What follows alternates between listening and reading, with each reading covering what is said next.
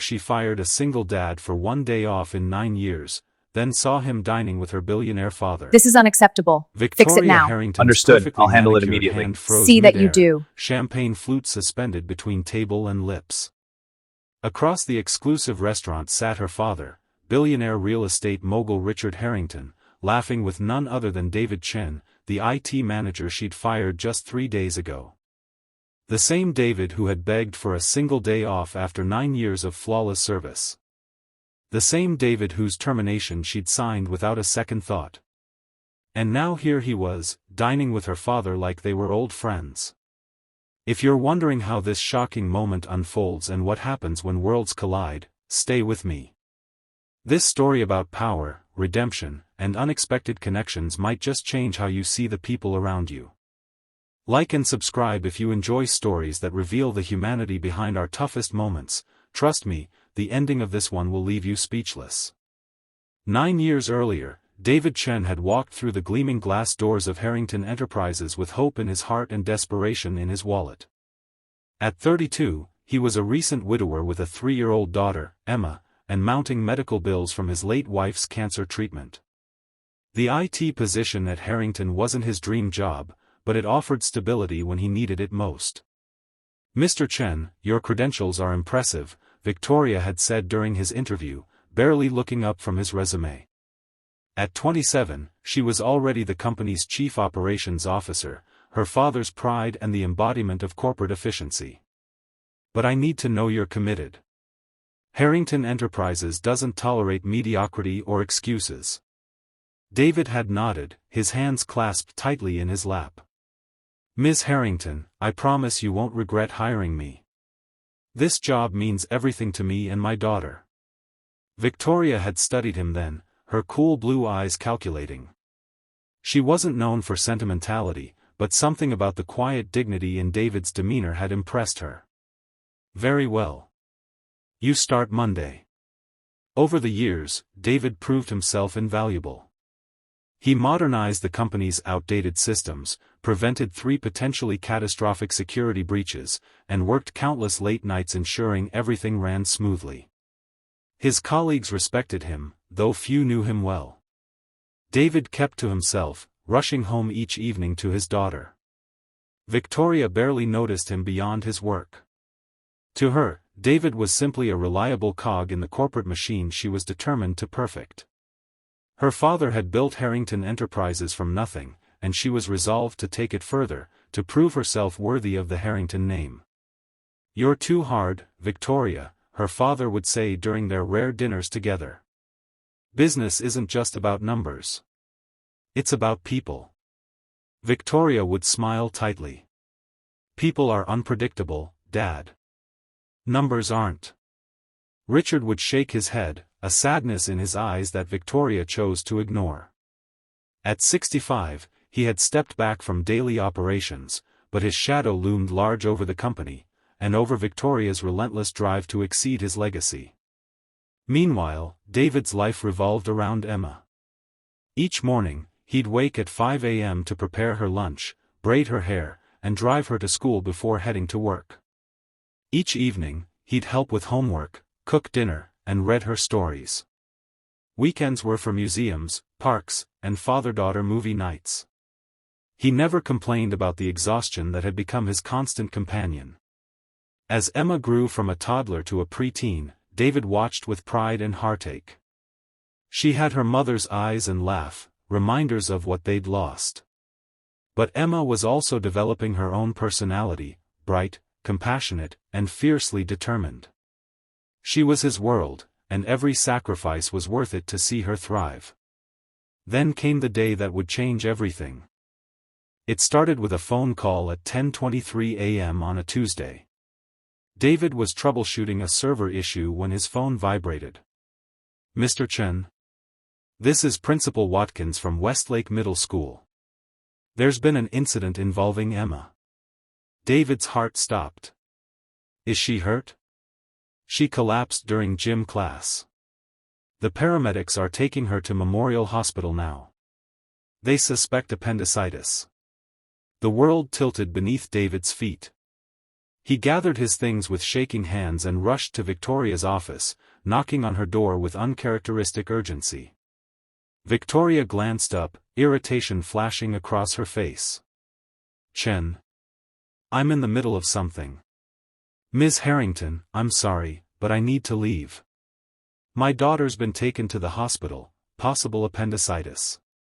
It's an emergency." Victoria's expression didn't change. "We're in the middle of the Westbrook merger. The board presentation is tomorrow." "I know, and I've already set up the systems for the presentation. Everything is ready.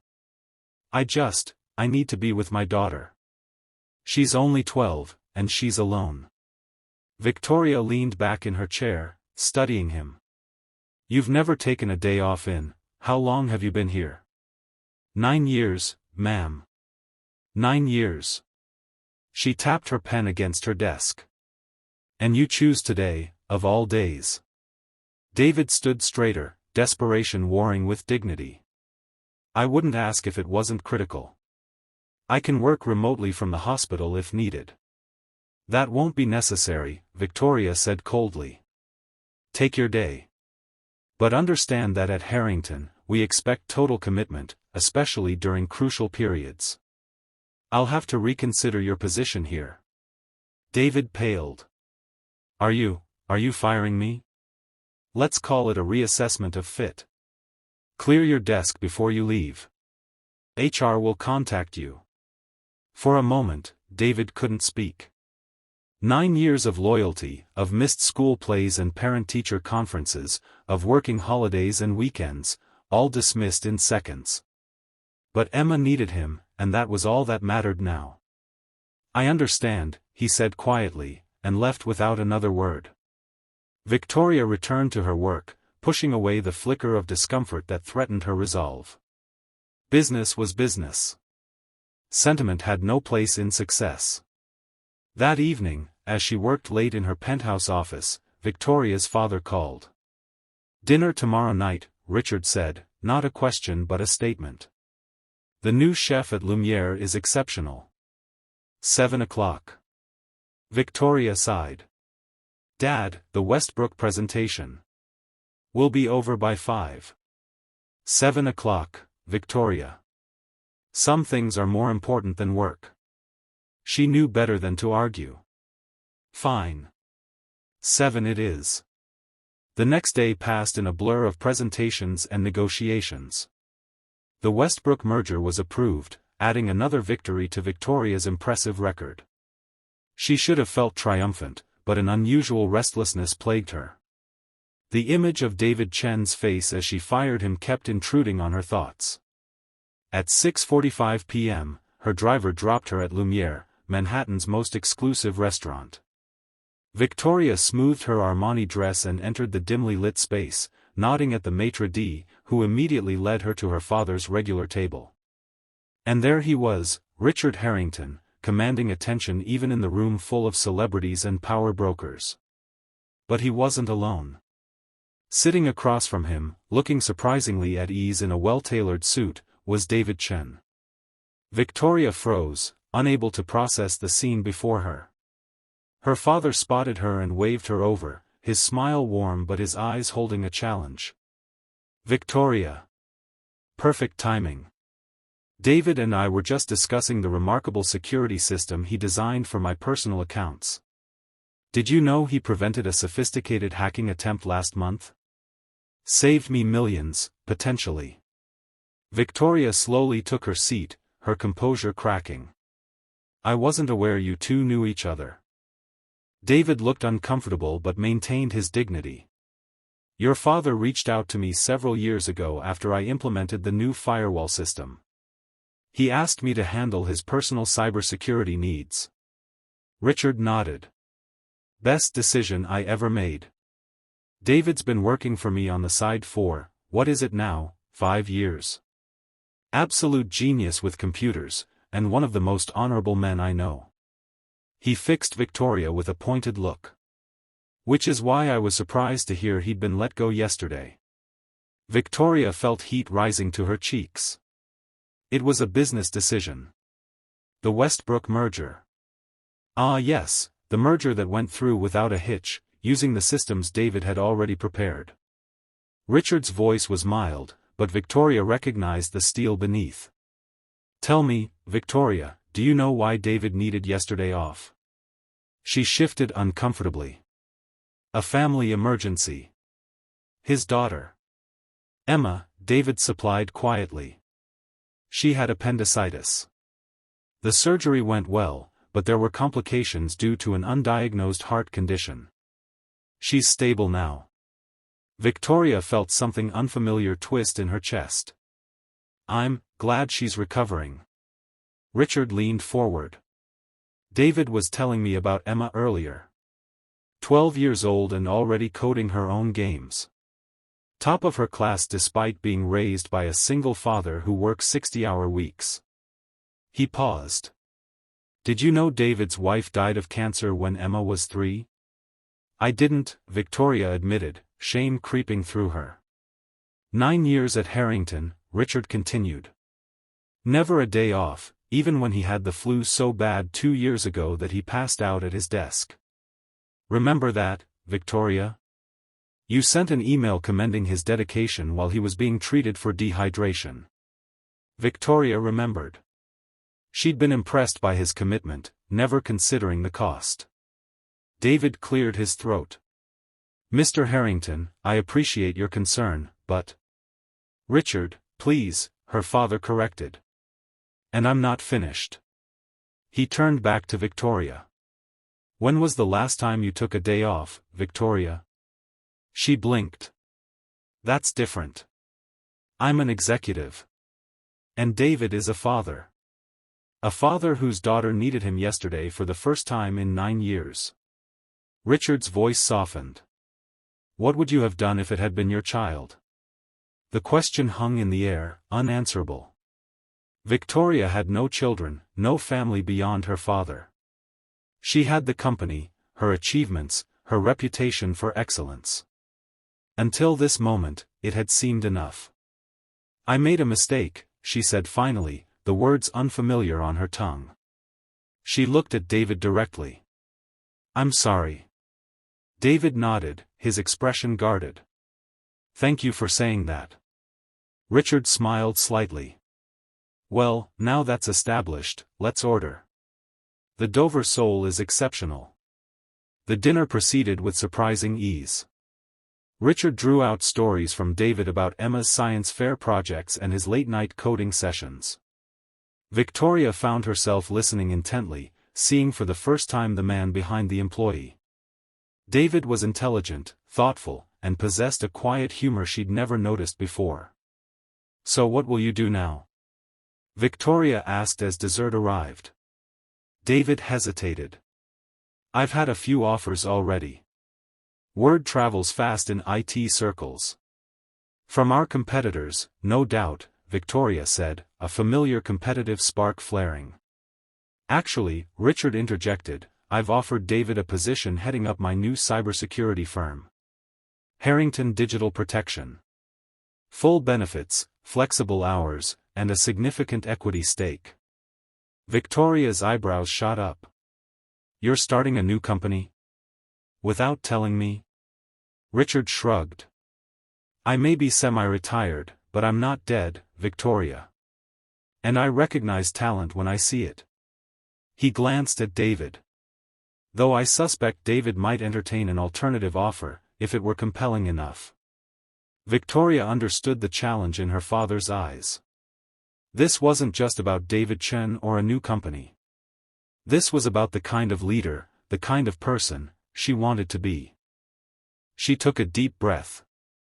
Mr. Chen, David, I made a serious error in judgment yesterday. Not just in firing you, but in failing to see your value beyond your technical skills. I'd like to offer you your job back, with a promotion to Chief Information Security Officer, reporting directly to me.